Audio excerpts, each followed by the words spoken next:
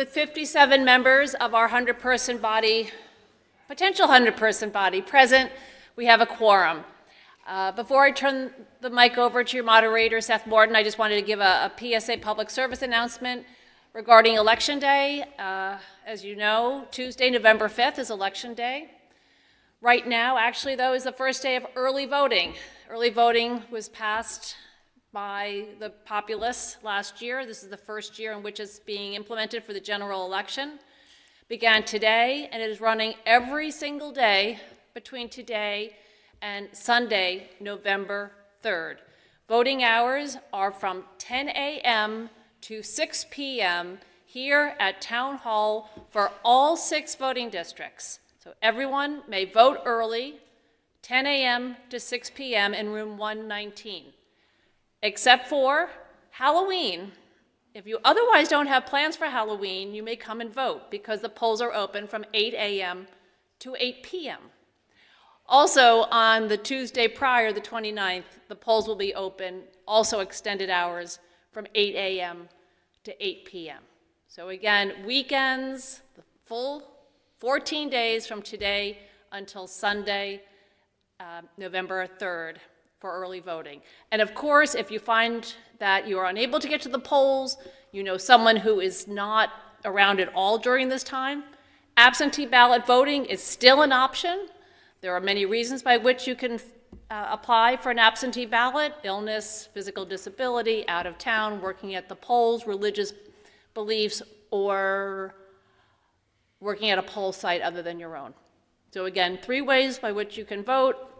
Early voting kicked off, and I'm happy to answer questions afterwards on that. And now I'll turn it over to Seth.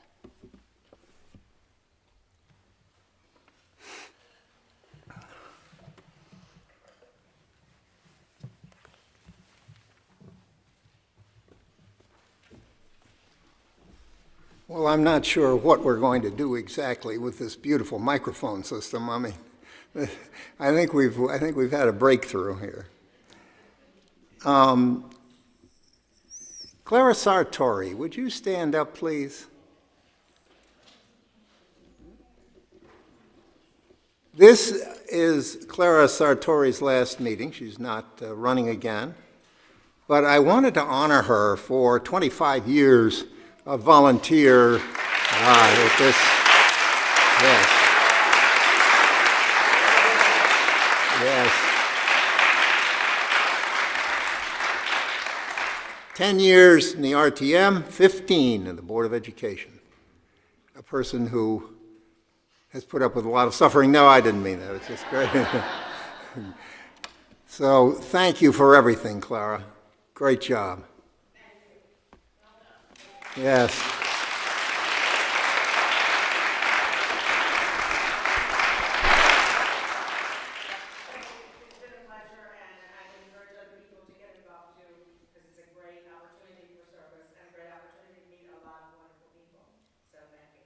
Thank you, Clara.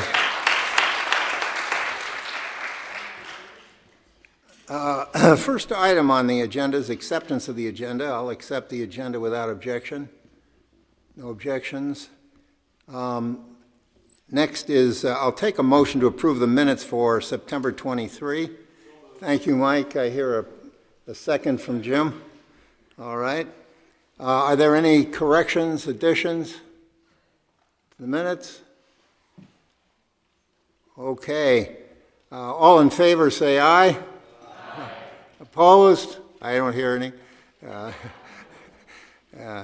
Abstentions, you can give them to Krista if you want. Minutes stand approved. First item is 24-39, appropriation of $89,115 to fund 6 months of salary for 2 positions. Primary is Mark Adaletta from Public Works.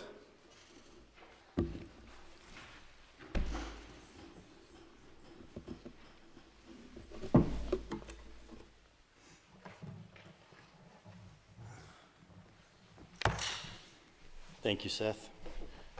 Find my pen here. There it is. I got one of you. All right. Good evening. My name is Mark Adaletta, and I'm the chair of the Public Works Subcommittee to the RTM. At this time, I'd like to move item 24-39, consideration and action of the RTM of the town of Darien to approve a special appropriation of $89,115 to fund 2 facilities positions. Thank you. Do I have a second? Second. Did I not say move it? I think maybe I didn't say that. Sorry. Without objection, I move to waive the reading of the resolution. Very good. At a regular session of the Public Works Committee held October 10th with 12 of 14 members present, the Public Works Committee considered and voted unanimously to recommend approval of this item to the RTM.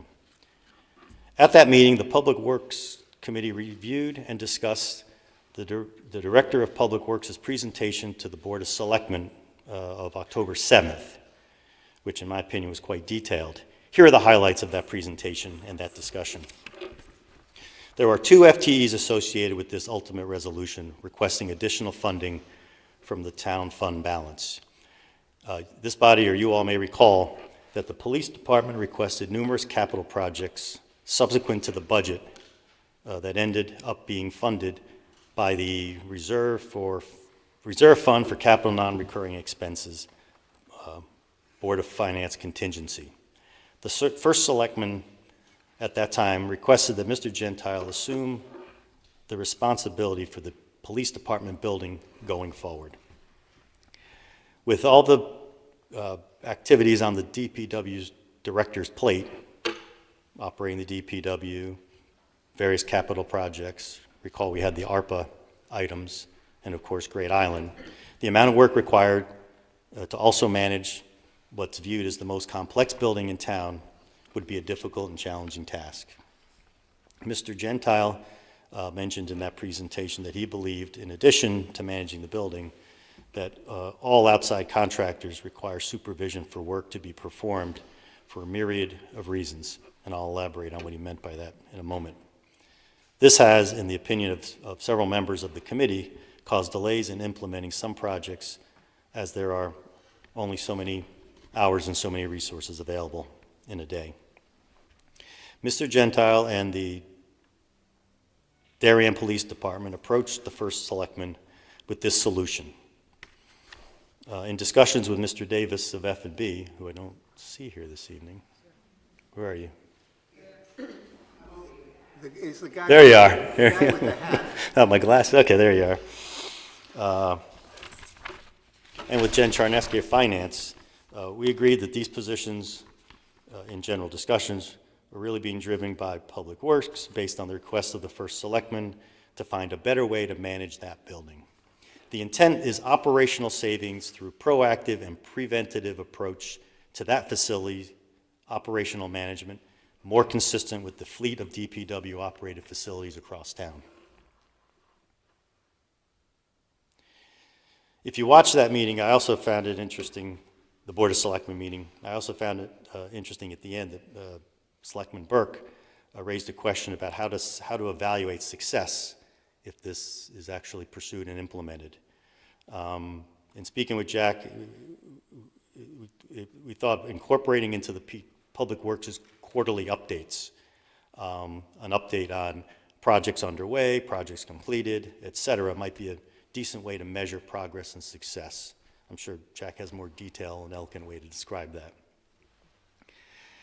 So before we go much further, why are these positions necessary? Well, the facilities coordinator, in your materials, it described that currently when a problem arises involving the police department facility, they are reported to the Administrative Services Bureau captain.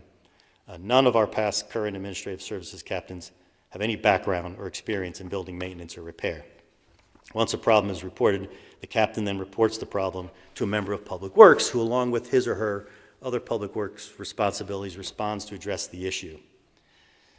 This is a very reactive process that often is initiated at the point in time when repairs are very costly or may even require full replacement of a system or hardware. It's become evident that if a separate police department employee was assigned to the facility maintenance full-time, many of our past building repairs, that building's past repairs would have been less costly or may have been avoided entirely. And as it relates to the facility maintenance mechanic, currently the town has only one facilities maintenance mechanic for the entire town and the facilities. That excludes, of course, the Board of Ed. The additional mechanic will perform many of the same duties as the current mechanic, as the current workload, which now includes Great Island, has become unmanageable with only one skilled staff person.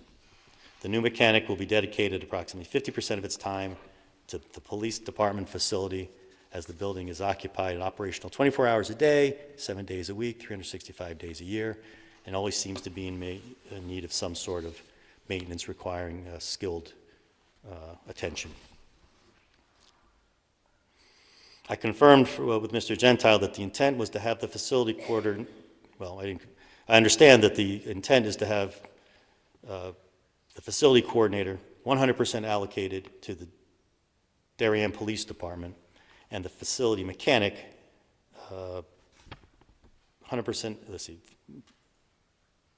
the DPW, let's see, the facility mechanic allocated 100% to DPW, but splitting time between the town role and the Darien Police Department role.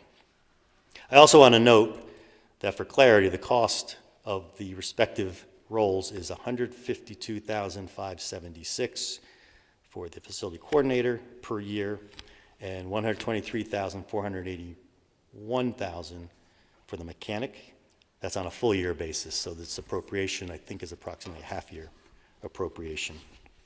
In summary, the Public Works Committee concurred with the First Selectman's recommendation, as well as that of the DPW Director and Finance Department, and voted unanimously in favor of this item and asked for your support as well. Thank you. Thanks. You're welcome.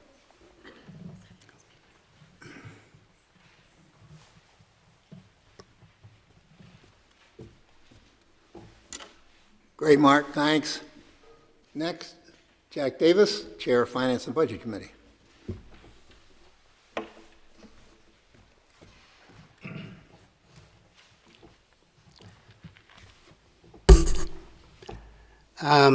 I'm Jack Davis, District 3, F&B Finance and Budget Chair. Before I start my report, and by the way, Mark, thank you. It makes mine a lot easier to go through. I'd like to congratulate two former members of this body and of F&B, Melinda Gasserud and Jenny Schwartz, are now accepted as new Board of Finance members. So hopefully they remember that they're still Jedis.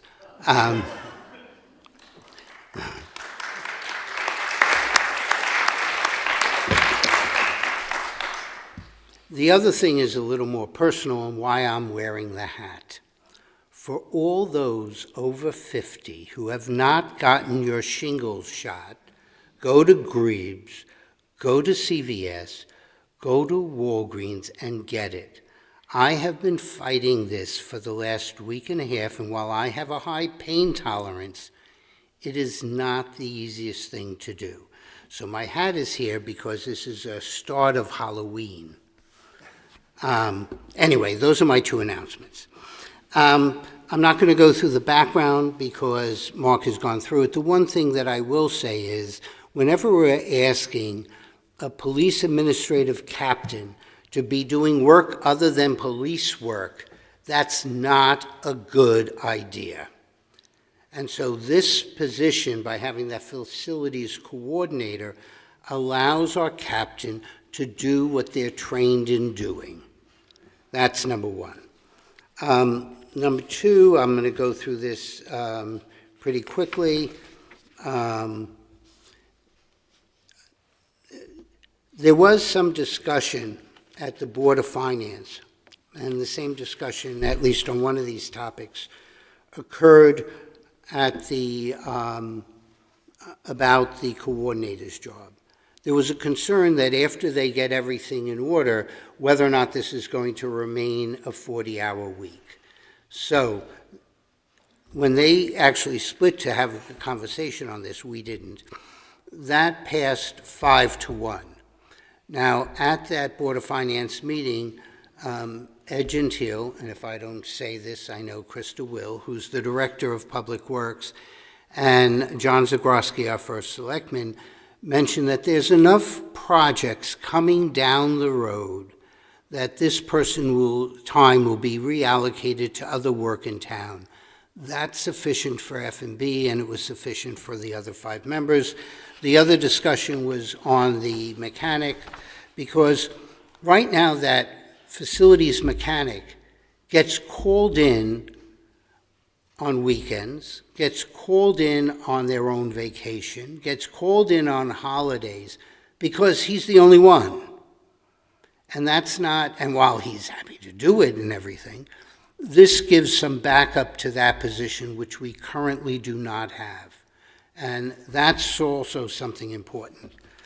The other thing that I'll mention is quickly that the salaries that we have, the 50,000 and the 39,115, is only salary. And the reason why there's no benefits associated with the request this year is twofold. Number one, we don't know when those hires will be completed, so there's a little bit of room. And number two, in discussion with Jen Chinesky, who's our Director of Finance, there appears to be enough room in the budget this year due to vacancies and some other issues where we can cover the costs of benefits, and so we didn't need to do it. We have to request what we're going to be paying over the next 6 months, or we can't hire that position. So even though there may be funds to cover the 50,000, we still need to put in the request for 50,000 as an appropriation, or we can't hire somebody for that salary. So that's part of the reason why that's there financially. Mark mentioned the other two being 152 and 123. Those are in next year's budget and fully loaded with benefits, and that's the differential that you're seeing of why 250,000 equals 100, and why is there a difference there. So that's it. The RTM, Finance and Budget Committee, excuse me, met and unanimously voted to approve the appropriation and recommends the same to the full RTM. Thank you, and Mark, thank you. It saved a lot of words.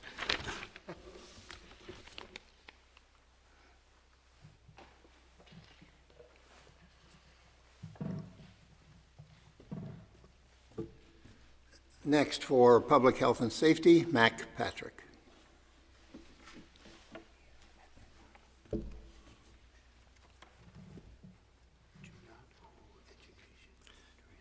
Hi, I'm Mac Patrick, Chair of Public Health and Safety. Our committee met on October 16th with 8 of 13 members present to discuss this resolution. Members discussed the clear need to have ongoing inspections and repairs for the police headquarters building overseen by trained individuals familiar with contractor work, not sworn policemen hired to protect the town of Darien. While ultimately the two positions will be under the responsibility of the police department, the committee recognized that the Public Works Department would be in essence overseeing and directing the employees. Members did express concerns regarding the continued addition of new town employees added to the town payroll outside of the budget cycle. That said, the Public Health and Safety Committee voted unanimously to approve this appropriation and asked the full RTM to do the same. Thank you.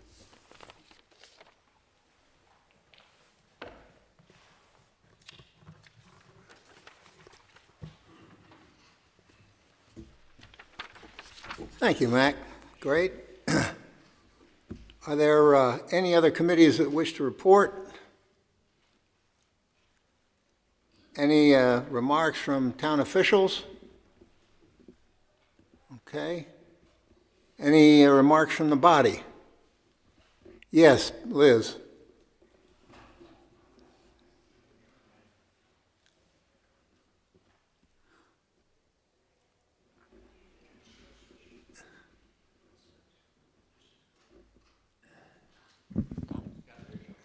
It lit up. Hi, Liz Bacon, District 2. Okay, two things. Number one, what is the total salary for both of these jobs on an annual basis? was it close to $300,000? Is that right? Did I hear that right? I can't hear you, I'm sorry. About 275,000 with benefits. Okay, So 275,000. the response is 275,000 Okay, seems like a lot of money. to with me. benefits, yes. But I'm wondering, like, why are we compounding this reporting problem? Why are both of these jobs reporting to the police department when in fact that was part of the issue before? The expertise is in Public Works. Why wouldn't they report to Ed? Why would they report to the police department? Okay.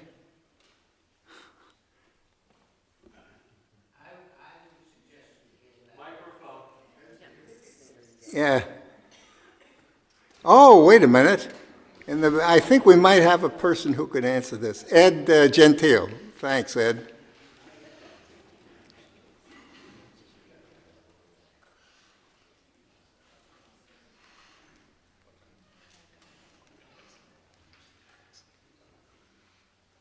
For the record, Ed Gentile, Director of Public Works, Town of Darien.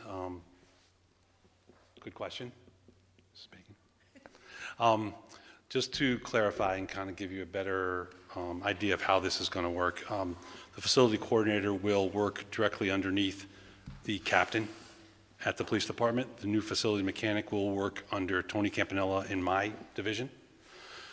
We will work closely with the facility coordinator, Tony, myself, and the new coordinator to make sure that he's functioning and directing his attention right out of the gate on the facility. The only reason the captain's going to be above him is for financial reasons and recording purposes based on, you know, his work hours, making sure he's clocked in, so he'll work underneath there, but he will work with us to get that building up to speed. So that was the intent when we first proposed this, and we currently stand the same way. And could you add something? Sure. His office is going to be He will. He'll be I'll get it. working out of the PD, and he will be supervising the custodians that are there. So basically, he's going to take responsibility for that building. Captain Mastrani, he will no longer be doing that work. This way, the captain can focus on what he's supposed to be doing. The new facility coordinator and Mr. Campanella will work with me to get that facility up to what we think is a Darien standard. Okay. Everybody hear that? Well, there's another place that, well, never mind. You could go with that question. All right. Any other? I think we've gone as far as we can with that. Yes, David. Yeah, hi. David Bain, District 5. I served on the Board of Selectmen for 6 years, and, not that I'm opposed to this measure, but I do find it extraordinary that we're adding 2 FTEs in the very beginning of the budget cycle for something that I haven't yet heard is an emergency. This is like, we're not only committing to the next 6 months, we're committing to a long time in the future to have these employees on our town budget. And I just don't really understand why this has to be done now as opposed to why it wasn't done in the last budget cycle that we approved in May, or can be deferred until next May when we do next year's budget.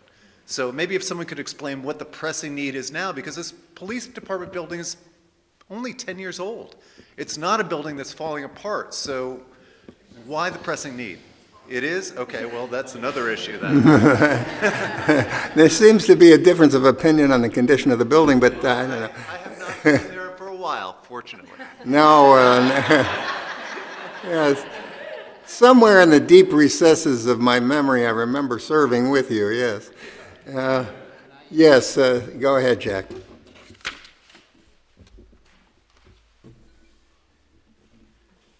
I've been speaking to various members of the financial community, and this is joking, but based upon the number of repairs that we've had to do, you have to consider that if you keep the air conditioner going in the communications room Everybody else freezes in that building. You have a shooting range that has smoke and other things. This building is the most complex building in town. And quite honestly, based upon all the problems we've had, somebody said we should just dynamite it and start all over again. So the answer is, We are on television. yeah, that's fine. I'm suggesting that not with the police officers in there. The fact of the matter is, this building has a lot of issues, inspections that haven't been done. There was a big leak going on there, and Ed can provide maybe a little bit better, but they used the wrong solder in the pipes, so the pipes were leaking, which is why you need somebody to be there supervising what work's being done to make sure that they're doing it correctly and according to scope and using the right materials. And if you look at what's going on in Ed's shop, with the fact that we have to get all these ARPA projects figured out and done by the end of the year, and then we have 2 years to make sure they work, and we have other things going on with a dam and Hanson Road, so I can't do my cut-through.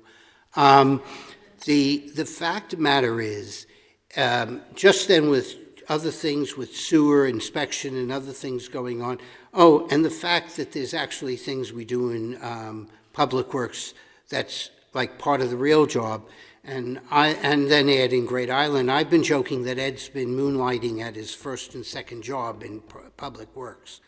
So this provides the necessary groundwork to get things going.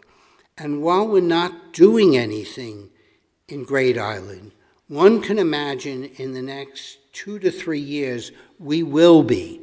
So that's going to require ultimate resources. So that's why we're in favor of this, because we understand what's on Public Works' plate right now. We understand the timing requirements associated with that, and we understand that that building requires day-to-day supervision to make sure people are properly doing the inspections, that we're getting the inspections we need, that they have about 8 projects, some of which are still not completed. So those 8 projects get done and completed. So from my perspective, having followed this, look, I never like hiring 2 additional FTEs, but ultimately, if we're fixing things before it's a problem, that saves us money. If we're getting projects done on a timely basis, that saves us money. And while I don't think this is a one-for-one, it's a lot better than what's happening now. So that's just my opinion.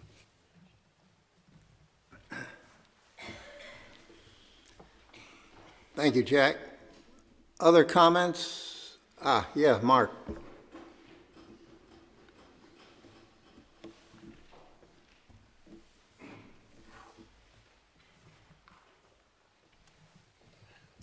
For the record, this is the first time in 15 years that I've gotten up and made comments when I wasn't speaking on behalf of a committee.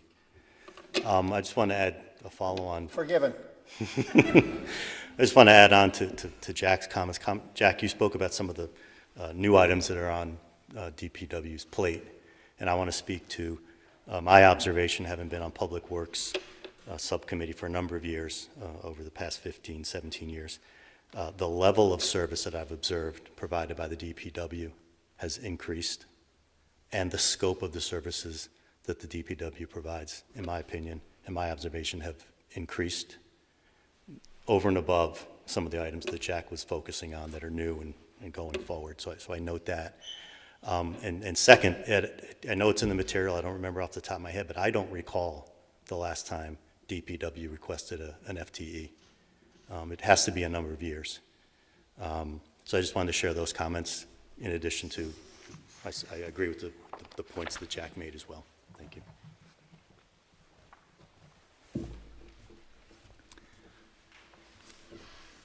Others? I don't see any. Electors of the town? Don't see any. Looks like we're ready to vote. All those in favor, please rise.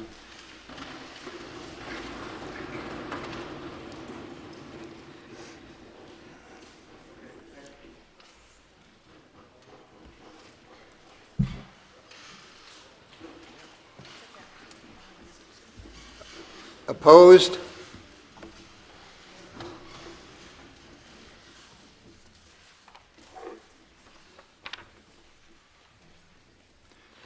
And abstentions?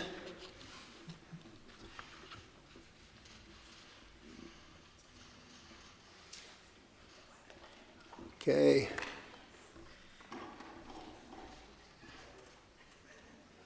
All right, next item is an update on Great Island. Mr. Adaletta.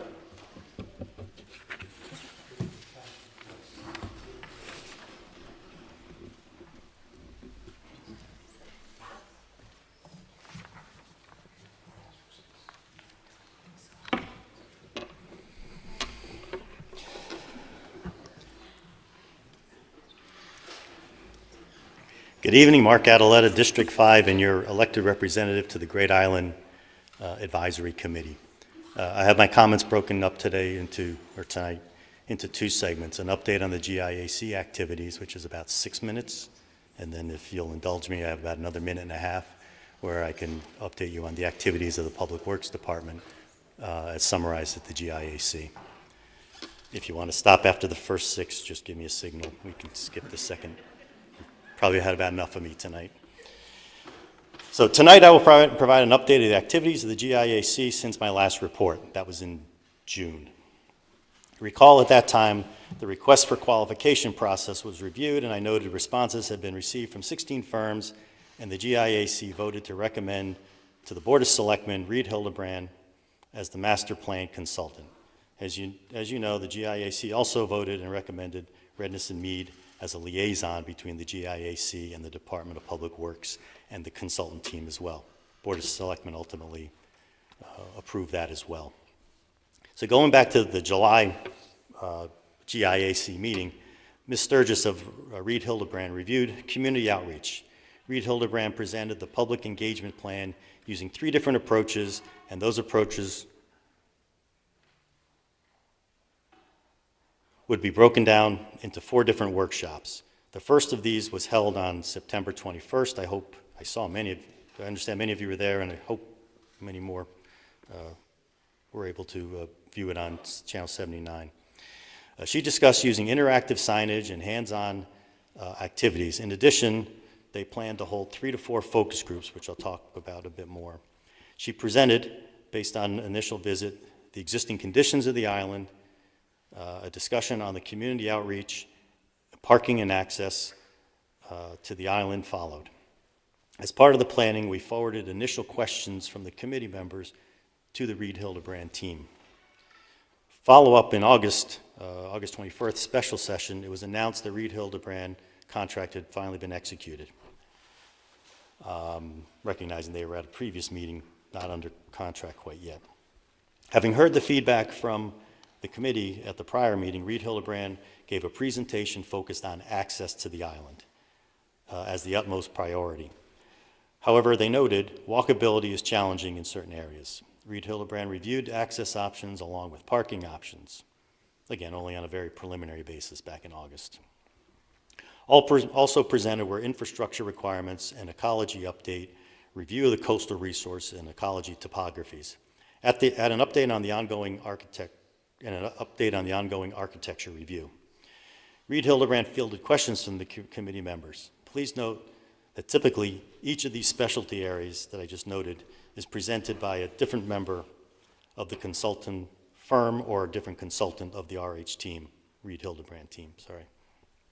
For example, that night, Mr. Knight reviewed the architectural features of the buildings on the island and the adaptive and possible alternative uses.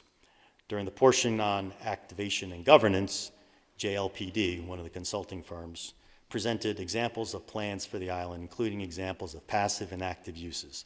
These were only examples. These were not recommendations, just to be clear. He also presented a slideshow for plans for asset management and programming options. During the outreach portion, it was explained the vision plan would take place between July and December, followed by the master plan and the concept phase from January through next June. So in other words, we are squarely in the vision phase right now. Next, the committee reviewed the agenda for the September 21st initial community workshop. The morning session was to take place in Town Hall, and the afternoon session was to take place on the island. 5 themes were presented to be presented during the tours. In addition, there were 4 workshop boards and activity stations discussed. And finally, a digital survey was to kick off with that workshop. With regard to social media, all information was scheduled to go live on the website on or about the time of the workshop and would be open for 3 weeks afterwards. That was the mechanism by which, if any of you have done the surveys are being conducted. As of the early September meeting, regular meeting of the GIAC, the GIAC mailbox had begun to get flooded. Recall a flyer had been sent out regarding the workshop, and this was sent to all boards and commissions to share with their respective members, as well as other distribution outlets were used. The response to that was overwhelming. It's amazing how many emails the GIAC mailbox got in the weeks following that flyer. Also in the September meeting, Real Hill-Ren and GIAC hosted an informational workshop on September 21st. That is the workshop I was referring to. It was very well attended and received an estimated 70 people attending the session in Town Hall, and approximately 140 attended on-site, visiting the workstations and joining the guided tours. By the end of September session, the chair reported that an appeal had been filed regarding removing the trees involved in the 23A project. That is the access road project, if you're not familiar with the 23A reference. That project is on hold pending resolution of that process.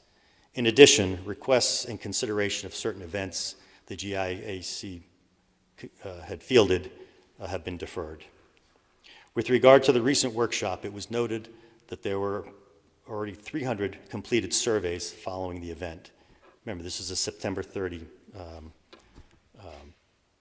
meeting date, so just less than a week after the event. Surveys were closed October 15th, a few days ago. At this meeting, the committee also discussed and took action on Great Island rules and access requirements. This was related to increasing public access on Great Island as presented, reviewed, and discussed at several prior meetings. I note the committee members, individually and via the GIAC mailbox I just referenced, have been receiving a steady stream of feedback around this topic. There was also substantial discussion regarding Section 5 of these rules. This is the rule permitting dogs. Also, a topic the committee members have individually and via the GIAC mailbox have been receiving a steady stream of feedback around. Ultimately, these extended access rules passed with 2 members in opposition that evening without Section 5 included, and was recommended to the Board of Selectmen with a commitment to revisit Section 5 in the near future. Also, the committee discussed and took action on expanded resident access areas on Great Island. This item passed unanimously and was also recommended to the Board of Selectmen for action. At this point, I think it's important that I state for the sake of clarity that because that these access rules have been referred to the Board of Selectmen, they have not been passed and enacted. So nothing has changed on the site at least as of when I came into the meeting. Also at this meeting, Reed Hildebrand presented 2 potential parking options. The first option offered up was an 18-space option, and the second one offered up was a 30-space option. While the committee reviewed these plans from Reed Hildebrand, it's noted that they are very early stage of review, and nothing was formally considered. Recall, we are still in the vision phase. Now, in the October session of the GIAC, it was noted that by this point, this was just last week, 2,370 responses to the online survey had been received. This is a huge response and demonstrates a very high level of engagement from our community, according to Reed Hildebrand. Initial feedback around accessibility, beauty preservation, amenities, activities are all being reviewed. So are the responses around how residents typically get to public spaces. Initial response suggests cars and walking are primary. And the survey around who respondents go to public spaces with, which were heavily weighted towards themselves, their family, and their dog. What are the primary reasons respondents go to public spaces? I note the primary responses were exercise, to be close to nature, and family and friends, and with family and friends. Please note, these are very preliminary observations and the data is being processed. At the time of our meeting, the survey had just closed. Looking forward, Reed Hildebrand touched on the follow-up working groups that were ongoing. Recall, these are made up of representatives of 3 to 8 groups in town, as well as representatives from the consultants. In case you don't remember from my last presentation, the areas that are being studied by these work groups are ecology, education, transportation, governance and revenue, water, youth, and history and preservation. There was an overview of the Great Island ecology that night as well. It was noted this was only a partial assessment because a full assessment of ecology would require a seasonal analysis, a full year, in other words. An overview of federal state protected species, landscape ecology, field observations, site observations, as well as potential role of GI as a bird migratory flyway and nesting area was introduced. The committee had extensive questions around this and the role humans and dogs could have on this ecology. The guidance provided was that human and dog activity produce disturbances, was the term they used, to the ecology depending on the intensity of the activity. It was explained that balancing ecological function and programming utilizing a tiered approach to access, circulation, and experience is how this will be applied going forward in the process. It was noted that seasonal protection periods such as nesting, breeding season, and migratory season are factors to consider as it relates to ecology. At this meeting, the committee revisited Section 5, which I mentioned earlier, of the Great Island Rules and Access Requirements, deferred from a prior meeting. After much debate, the committee compromised and voted to approve and recommend to the Board of Selectmen consideration that dogs be allowed on Great Island on leash, on paved access areas from October 1 through March 30. This is the insert for that Section 5 I mentioned. This date range stemmed in part from the nesting breeding season and the migratory season presented previously by the consultant. There were 2 dissenting members on this vote. This was approved with the understanding the Board of Selectmen would begin the process of amending Appendix D of the dog ordinance to include a fine for non-compliance. There's apparently a gap in that ordinance for enforcement. Again, for the sake of clarity, while this was recommended to the Board of Selectmen, nothing has been implemented by the Board of Selectmen, and so the existing status quo on that island is in place. At this point, I'm at that 6-minute point. If you want me to go another 90 seconds, I will. Okay, so with regard, hearing no nays, with regard to Public Works, here's a summary of the activities that spans the 4 or 5 months since our last meeting. In July, 23A was put back out for bid. That, again, is the access road, and bids were scheduled to be opened in August. Construction was expected to begin in September. Asbestos repairs to building number 24 had been completed, and there was a waistline issue that had been repairs to the main house. It was also reported at that point that the tenant in the pink house would be moving out October 1. I believe that has happened. In August, Mr. Gentile reported that the driveway contract had been awarded to Burns Construction for an approximate cost of $1.7 million, and at that point in time, work was tentatively scheduled to start mid-September. Also, plans for the orchard remediation were submitted to the Planning and Zoning for approval. In September, early September, Mr. Gentile reported the Planning and Zoning and the tree warden approval process related to 23A. By mid-September, Mr. Gentile reported the tree removal for 23A had been posted September 16th and had to be go through a 10-day waiting period to see if there were any protests made. He also reported that he started scheduling the asbestos removal on a second building. And the orchard remediation I just mentioned was tentatively scheduled for September 29th and 30th. On September 30 meeting, or at the September 30 meeting, Mr. Campanella reported that the Pink House is now empty and asbestos removal was underway and work was being done on the orchard. So I appreciate the time you allowed me this evening. With this report, I tried to bring you current on the extensive activities of both ongoing on GI, Great Island, apologies, and with the GIA committee during this vision phase. I note workshop number 2 is being developed, possibly scheduling it for November 16, perhaps with a morning session in Town Hall and with an experiential portion on Great Island. This will be followed by a more pointed survey of the community. I look forward to this phase. Thank you.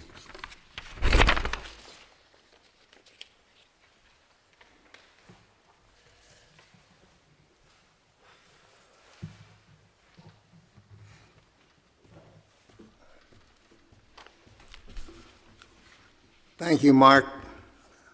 Thank you, everybody. It took a little while, but I think there's a lot going on there, that's for sure. Obviously, participation is important in this whole process. Mark said that they're getting great participation, a lot of information, but, you know, everybody should, if they have something to say, make sure you get in and say it. The more the merrier at this point. The next item on the agenda is appointing a Republican member of the RTM to the Blight Commission.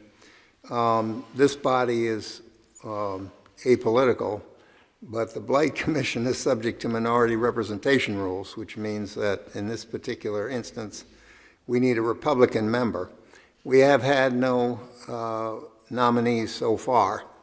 Are there any nominees for the Blight Commission, Republicans, who would like to serve?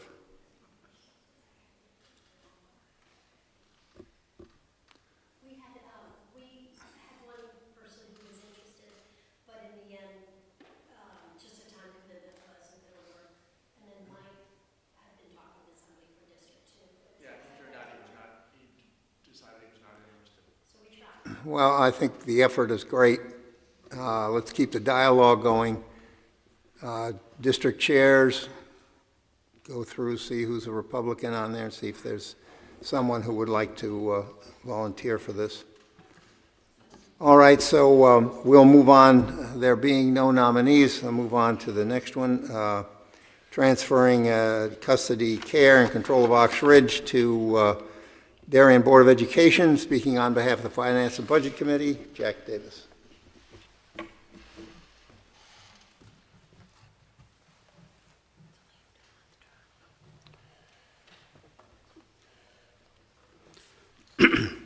I'm Jack Davis, District 3, RTM Finance and Budget Chair. Before I get into the report, the primary was supposed to be the Education Committee. And this was a major cluster mess-up. You can insert your own word. Apparently, when Ed left to go on to Park and Rec, who's the former chair, Liza was not added to the distribution list that says what's going on in rules. By the time they found out what was going on, they didn't have enough time to organize a meeting. They were not notified of their responsibility on this. So I wanted to explain that the Education Committee did everything right and rules did not. So I apologize, and we will get it fixed because this is unfair to that committee.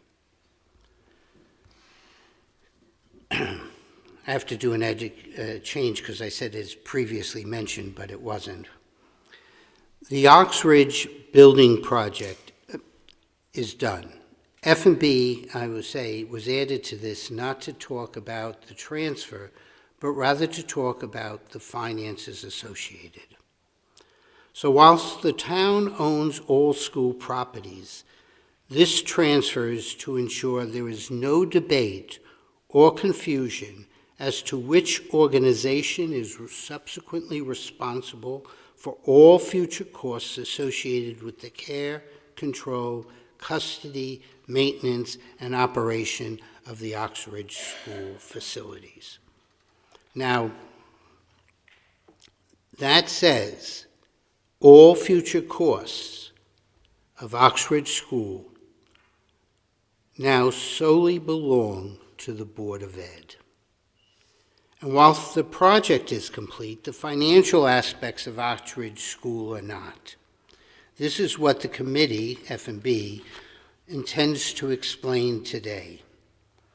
The boards in the RTM approved a total appropriation and bonding authorization of $63 million. The town went to bond funds for the project on May 4th, 2020, and again on February 24th, 2022.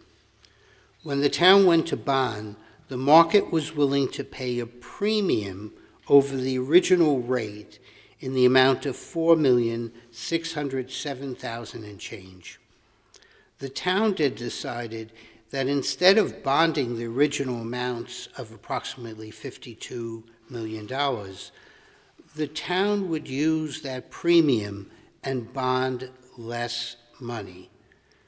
So it ended up bonding $47,704.882. That also includes certain other expenses. The town expended approximately $88,000 to $89,000 from the general fund to pay for certain bond issuance expenses that we usually incorporate into the bond, and in this case was not. There was also a small utility credit for approximately $87,000. So here's one of the outstanding issues. To date, as of October 10th, the town has received a little more than $3.8 million in state grants associated with the expenses paid on the project. We're waiting for more. The budget planned approximately $4.1 million in state grants. So there's currently at minimum about $300,000 of grants that we would expect to still receive. But there's a process. We hand it in, they have to review it, they have to order it, then they eventually give it to us.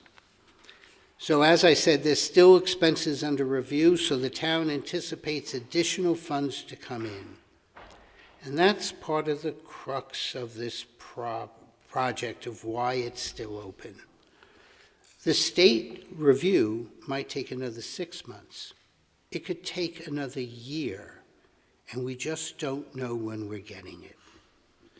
When one adds up all the revenues or the sources of funds that we received, I just went through some of them, for the Oxbridge project, that amount totaled $56,310,628. However, the total expenses that have been expended to date are $57,155,769, producing a deficit of approximately $845,000, which essentially means the town needs additional funds to complete this project. Now, I just gave you the $57 million. Part of the transfer that we did today says anything that had been lingering and now comes in is no longer part of this project.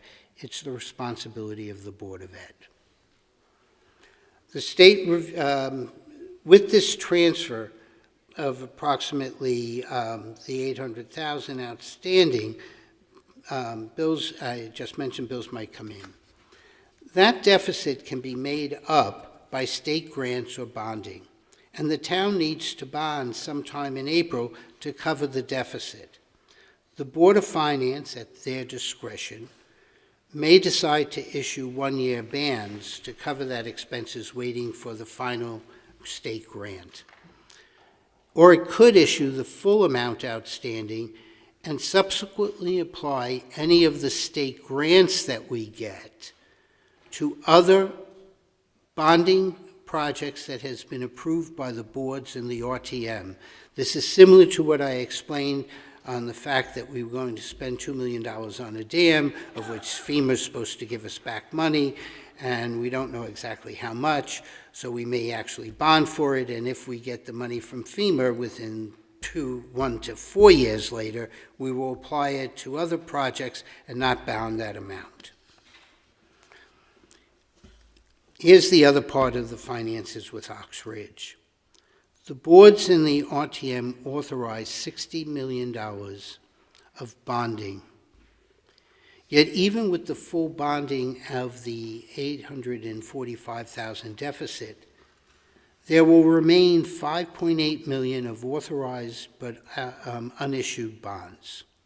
Once the final state grant is known and received, or we've decided to bond, the Board of Finance will rescind and close out the remaining authorized but unissued bonds associated with this project. That action might take place in a few months, but it could take place in another year or two. We just don't know. Part of it's going to decide on what the Board of Finance does with that outstanding balance. I hope this explains part of the financial aspects of it. So yes, the project is complete. They've done a wonderful job. That building committee deserves a lot of credit because we authorized $63 million and they're coming back with approximately $5 to $6 million less than what the original plan that we all approved. And I like those numbers. We should do it more often. All the details that I've mentioned, and I mention this often, go to the Board of Finance package. I believe it's on page 29. They show all the bonds, what's been revenue received, what expenses have been spent, but this detail is there.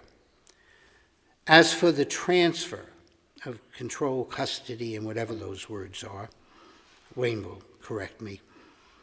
The RTM Finance and Budget Committee met and unanimously voted to approve this transfer and recommends the same to the full RTM. Thank you very much. I will say one other thing. This is my last report for tonight. Beth Lane will do the next one.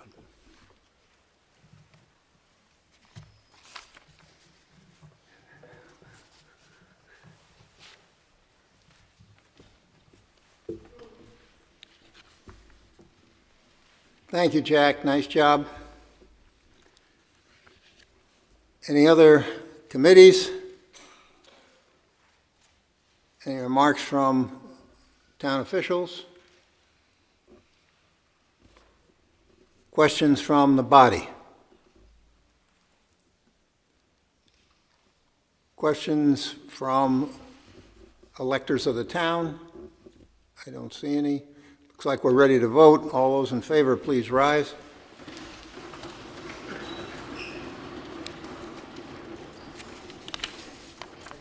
The result from 24-39, 54 in favor, 3 opposed, 1 abstention. 24-39 passes.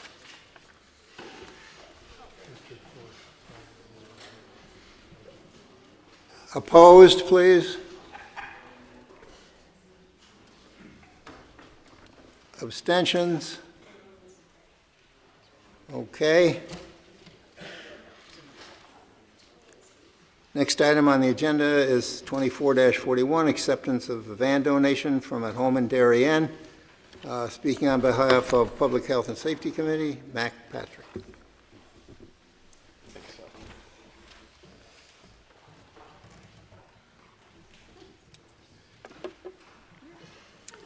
I'm Mac Patrick, Chair of Public Health and Safety. I move Resolution 24-41, acceptance of a van donation from At Home in Darien valued at $65,000. Do I have a second? Second. Thank you. Without objection, I will waive the reading of the resolution. The Public Health and Safety Committee met on October 16th with 8 of 13 members present. As background, At Home in Darien helps Darien seniors live independently, comfortably, and with dignity in their own homes and the community for as long as possible. From previous organizations, At Home in Darien was renamed in 2013. Current transportation is provided provided for seniors for medical visits and shopping by 2 vehicles driven by paid staff. Volunteers provide additional transportation using their own vehicles. The newly acquired van, valued at $65,000, was purchased by At Home in Darien using their own funds. It is to be gifted to the town, which will register the van, placing it under the insurance umbrella of the town. Uses of this 14-passenger van include evening social events, library functions, movies and outdoor activities, including visits to Great Island. The overall goal is to address senior feelings of isolation and loneliness. The Public Health and Safety Committee voted unanimously to accept this generous gift, and we ask the full RTM to do the same. Thank you.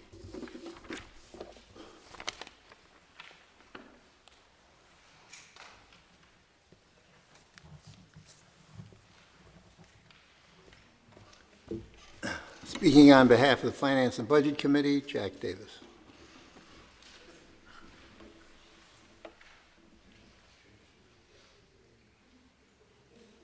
Jack. Oh, you're Beth gonna. No, that would be me. Oh, Beth got the. And now for something completely different.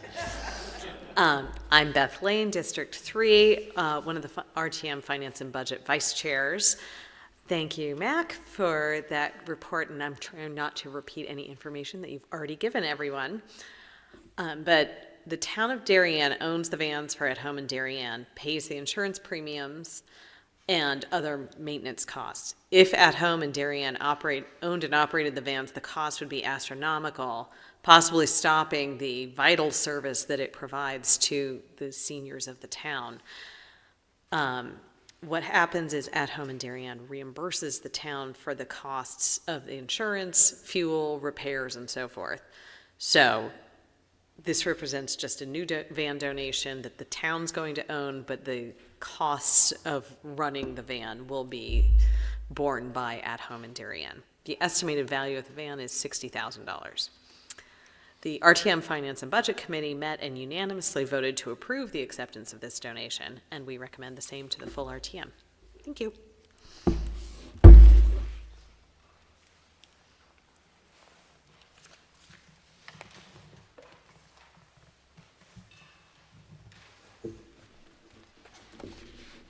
Lovely, Beth. Outstanding. Other committees? No? Okay. Town officials? Members of the body? Electors of the town? Okay, looks like we're ready to vote. All those in favor, please rise. The results on 24-40, 57 in favor, no noes, 1 abstention. 24-40 passes. Please remain until we count the votes on this current one and I give you the results.